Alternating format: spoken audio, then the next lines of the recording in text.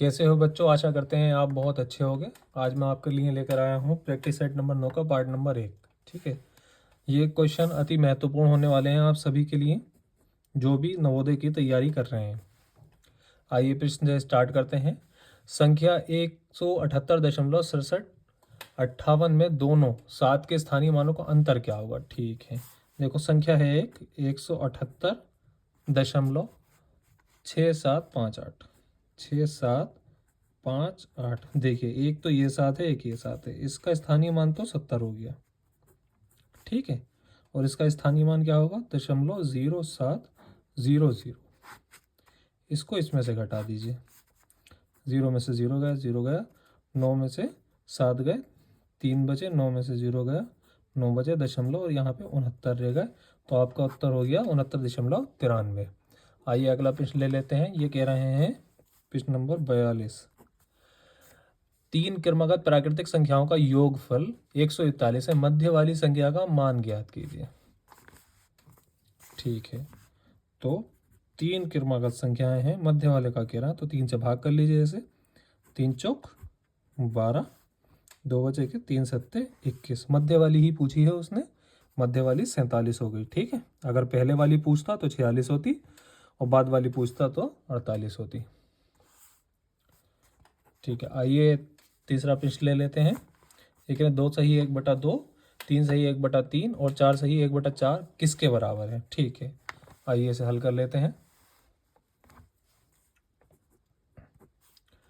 2 सही 1/2 कितना होगा? 2 दूनी 4 और 1 5/2 गुणा, और 3 सही 1/3 कितना होगा? 3 तिया 9 और 1 10 10/3 गुणा, आखिर वाला 4 चौक 16 और 1 17/4।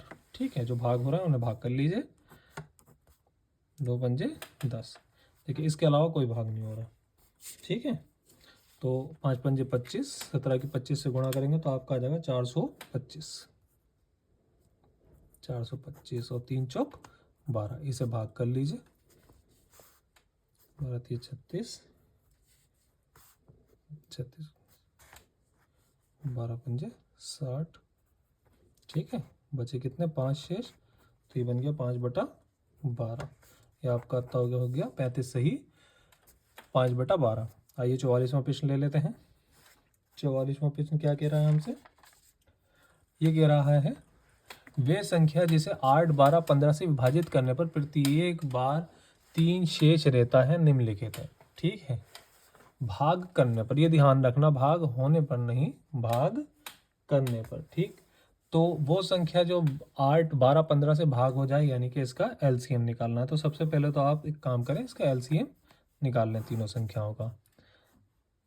8, 12, 15। ठीक, 2 चौक 8, 2 छंग 12, 15 वैसे ही रहे। 2 दूनी 4, 2 तिया 6, 15 वैसे ही रहे। 2 एकम 2, 3 15। ठीक, 3 एकम 3, 3 पंजे 15। ठीक, तो इसके गुणनखंड होगा 2 गुणा 2 गुणा 2 गुणा 3 गुणा 5। ठीक है, इस तरह ये संख्या बन गई। 2 दूनी 4, 4 दूनी 8, 8 टिया 8 टिया 24 और 24 पंजे 120। ठीक है, तो 120 पूरी भाग हो जा रही है। ठीक है, वो कह रहे हैं कि हर बार 3 शेष बचना चाहिए, तो इसमें 3 जोड़ दीजिए। अगर ये संख्या 120 + 3 होती यानी कि 123, तो इनसे भाग करने पर 8 से 12 से 15 से ये हर बार 3 शेष ही दिखाती। ठीक है, आइए प्रश्न नंबर 45 ले लेते हैं। प्रश्न नंबर 45 क्या कह रहा है? प्रश्न नंबर 45 में है 0.5 + 0.05 + 0.005 बराबर, जोड़ लीजिए इन्हें। 0.5 0.05 0.005। ठीक, 5 5 5 दशमलव। देखो अब दशमलव खत्म करने के लिए, ठीक, इसमें बटा में 1000 लग देंगे। ये भाग हो रहा है? हाँ हो रहा है। 5 से 5 एकम 5, 5 एकम 5, 5 एकम 5, 5 दूनी 10, 200। तो आपका उत्तर हो गया 111/200। ठीक है बच्चों, आइए प्रश्न नंबर 46 ले लेते हैं। प्रश्न नंबर 46 क्या कह रहा है? प्रश्न नंबर 46 है 20.91 को भाग करना है 0.17। ठीक है, देखो आसान है। 20.91 भाग करना है 0.17, 0.17। दशमलव से पहले की जीरो का कोई मान नहीं होता। देखो दोनों ही दशमलव दो संख्याओं के बाद में है, यानी कि भाग दशमलव कट जाएंगे, खत्म हो जाएंगे। तो अब इन्हें भाग कर लीजिए। 17 एकम 17 बचे 3। ठीक, 93, 17 दूनी 34, बचे कितने 5 और 51 होगा, और 17 तिया 51। तो आपका उत्तर हो गया 123। ठीक है बच्चों, आइए अगला प्रश्न कर लेते हैं। प्रश्न नंबर 47। देखो प्रश्न नंबर 47 में क्या कह रहा है वो? एक रेलगाड़ी एक खंबे को 80 सेकंड में पार करती है। यदि रेलगाड़ी की चाल 36 किलोमीटर प्रति घंटा है तो रेलगाड़ी की लंबाई ज्ञात कीजिए। ठीक है, देखो दूरी लंबाई, रेलगाड़ी की लंबाई मतलब दूरी ही हो गई। तो दूरी का सूत्र क्या होता है? दूरी का सूत्र होता है चाल गुणा समय। ठीक है, अब गाड़ी की चाल कितनी है, चाल ज्ञात करना है आपको। तो देखो चाल जो है 36 है, लेकिन है किसमें? गति किलोमीटर में दे रखी है, जबकि ऊपर का है सेकंड में। तो दोनों को बराबर कर लीजिए, यानी कि 5/18 से इसे गुणा कर दीजिए। 18 दूनी 36, 2 पंजे 10। ठीक है, यानी कि 10 प्रति सेकंड, 10 मीटर प्रति सेकंड। तो चाल 10 हो गई। ठीक है बच्चों, समय कितना था? 80 सेकंड। ठीक, गुणा कर दीजिए, 80 धाएँ 800। ठीक है, तो दूरी कितनी हो गई, यानी कि रेलगाड़ी की लंबाई कितनी हो गई? 800 मीटर। आइए प्रश्न नंबर 48 कर लेते हैं। प्रश्न नंबर 48। प्रश्न नंबर 48 कह रहा व्यंजक 16 - 12 भाग 4 गुणा 3 प्लस 1 को मान बताइए। ठीक है, सबसे पहले तो इसे उतार लेते हैं। 16 - 12 भाग 4 गुणा 3 प्लस का 1। ठीक है, सबसे पहले बोर्ड मास के अनुसार भाग कर लीजिए। 12 को 4 से भाग करेंगे, 4 तिया 12। 3 की फिर गुणा कर लीजिए 3 से, 3 तिया 9।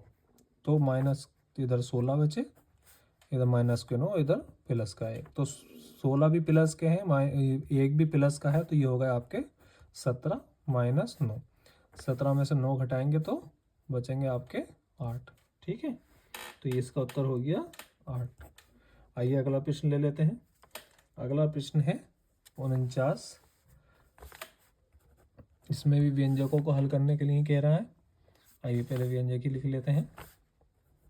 36 माइनस बड़े ब्रैकेट में 18 माइनस मझले ब्रैकेट में 14 माइनस छोटे ब्रैकेट में 15 माइनस के 4 भाग 2 गुणा 2।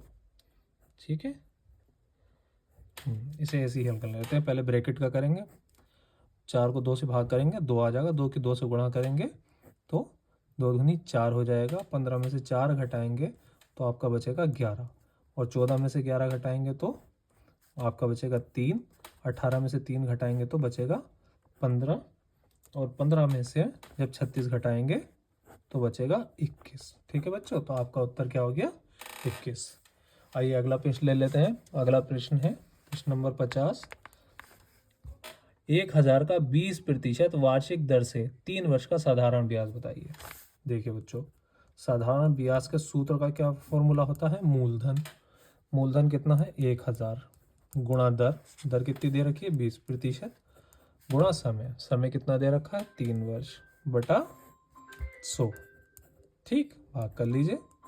हाँ, 20 धाए 200, 200 तिया 2 3 तिया 6, यानी कि 600।